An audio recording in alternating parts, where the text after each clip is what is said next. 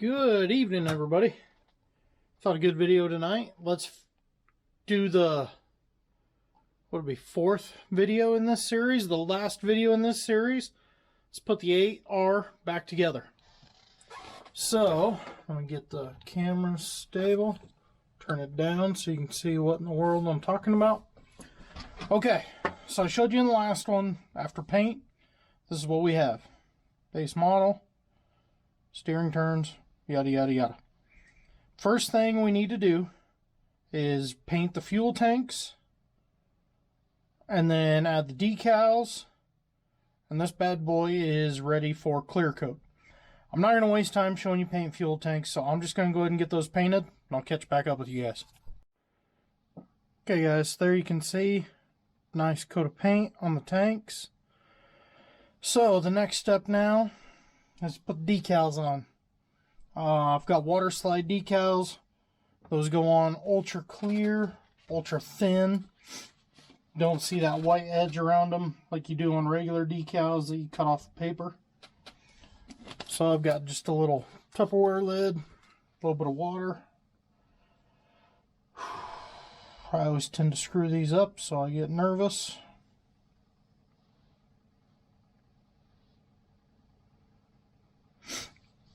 So you let that soak for a minute so that paper kind of gets separated from the decal. Then the tools you'll need: knife, paintbrush, and Microsol. This is the setting solution for decals, helps apply them.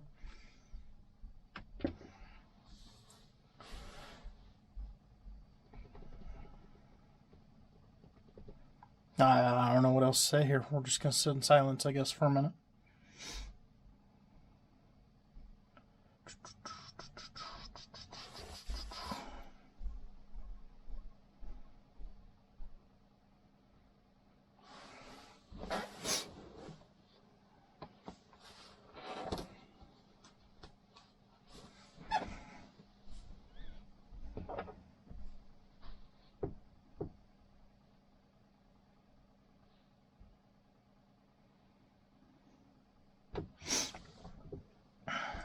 This is why I always screw them up. I get impatient, and then if you kind of rub on them just a little bit, you'll wind up peeling some of the paint off of the decal.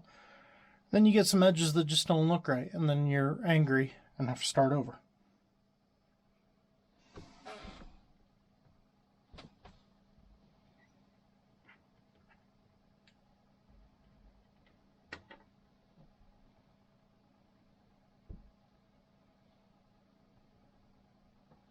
Okay, so I just moved that slightly with my thumb. Paper wants to come off, so we are ready. Hopefully I didn't get that screwed up already. So what I always do is I get it, the one edge right where I want it, and you just try and slide the paper right out from under it to get it to lay down in the exact place that you want it.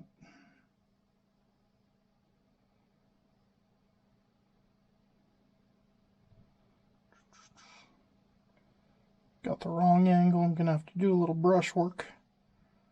Okay, so the decal is on. So now take the brush, get it wet, and just try to manipulate this thing right to where I do want it.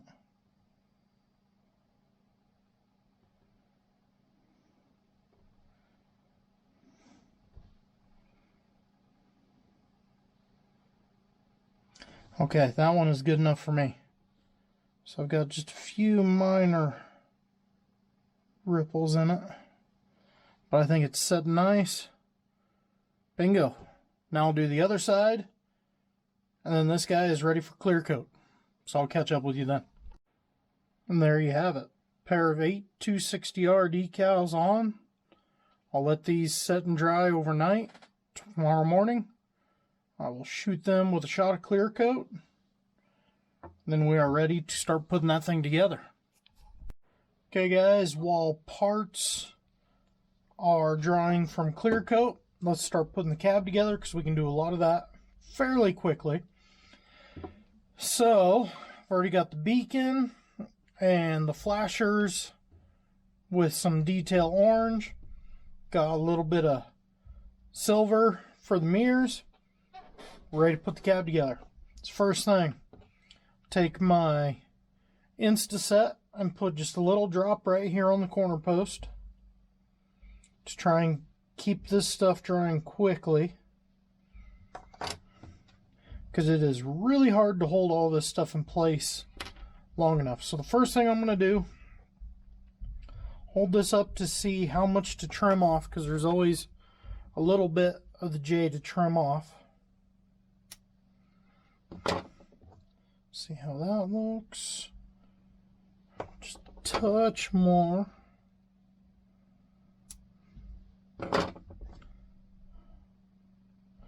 Okay, so then I got my BSI Super Gold Plus. Bought this off of For the Love of Tractors. I'm sure if you follow this page, you've already found him on here. Jason's got some really good content over on his channel. So just stick that in place. Hold for a couple seconds. Bingo. Make sure everything looks correct. Rotating beacon in place. Okay, next up, I'm going to put just a little bit more Instaset. Make sure this corner post is staying ready. So I've got to pick out my mirror, which would be this guy. Put just a little bit of glue on him.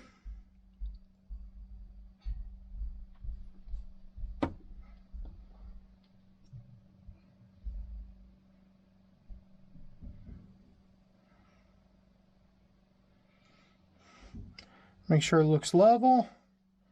Look from the top. Make sure it's got the angle that you want. Bingo. Mirror one done. Since I'm already on this side, going to put on the handrail. Dad! Hi, Ryder. It's time to rinse nose. It's time to rinse your nose. Yeah. What is that? That's my camera. I'm making a video. But what is that? That's tractor parts. And what's this? Corn grinder. And what's that? It's a bale move. If you guys can't tell, the 4-year-old has invaded the lab wondering what everything is. Wait, did you just do that? That in your camera? Yeah, I'm talking to the camera. Hey, can I say something in your camera? They can hear you talking right now. So there's the handrail. So I'm going to go help him rinse his nose, and then I'll be right back to put on the other mirror and the flashers. Say bye. Bye. Okay, guys, got the kid to bed. So, again, beacon, mirror, handrail. Let's come to this side. Smear a little bit of that. Grab our other mirror. Gotta be careful with these, because if they break, it'll be right here where the mirror mounts to the arm. And that is frustrating after you've gone through the process of getting it painted. You go to assembly and then you break it.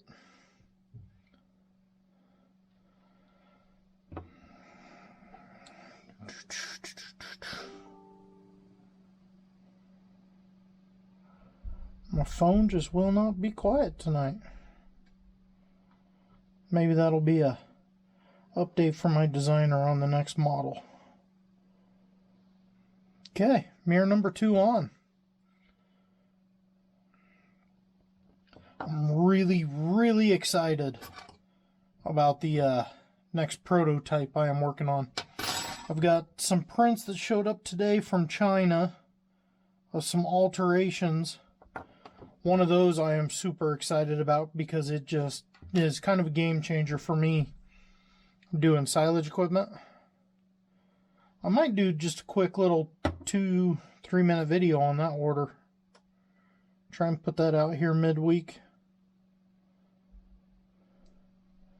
So bingo. Flasher arm on. Now for the other side.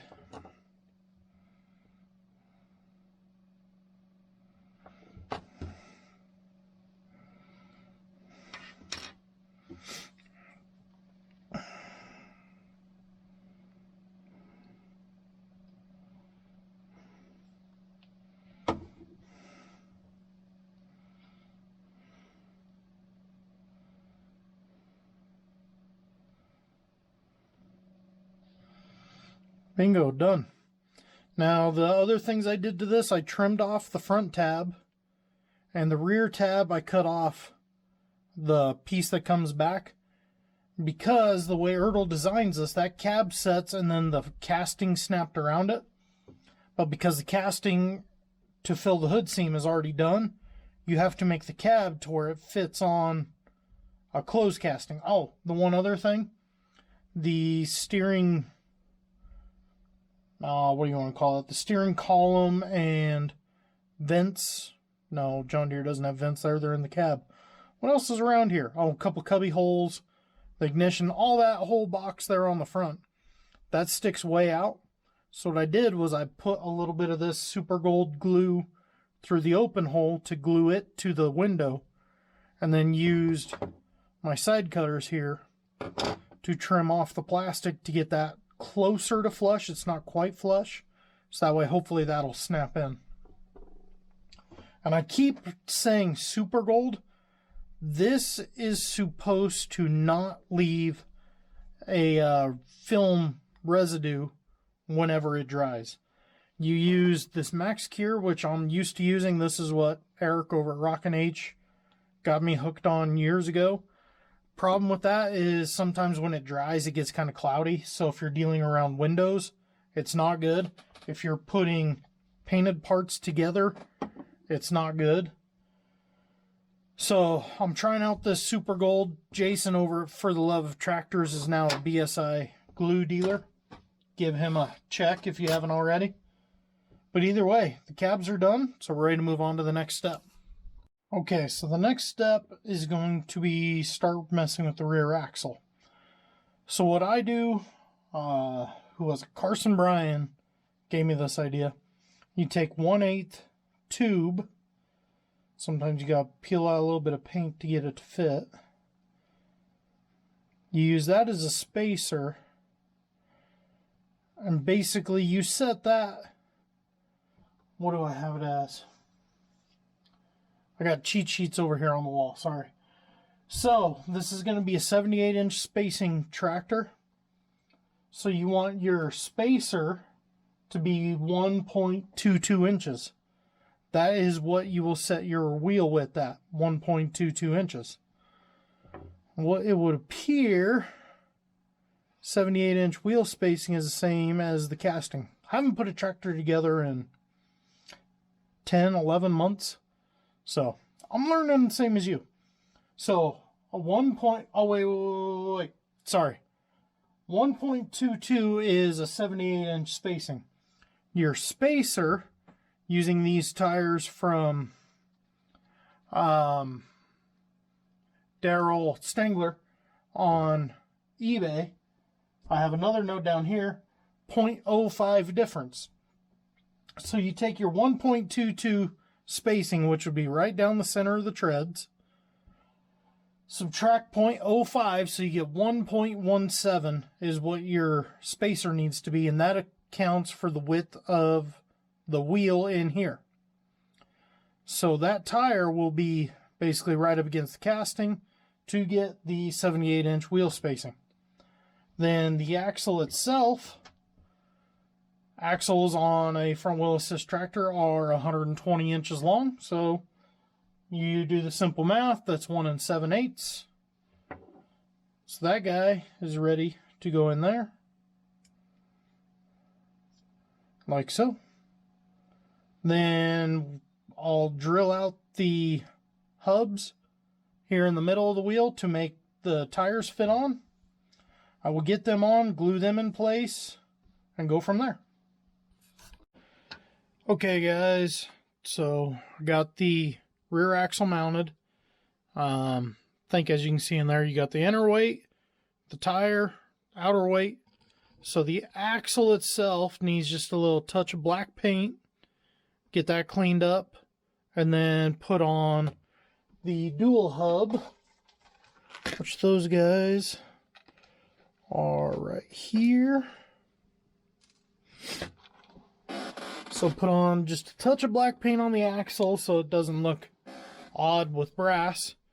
Put those on, rear axle is done, ready for the front axle. Okay guys, so as you can see, I got the axles painted black, and then I went ahead and added the front tires. For this spacing, it's all the way in.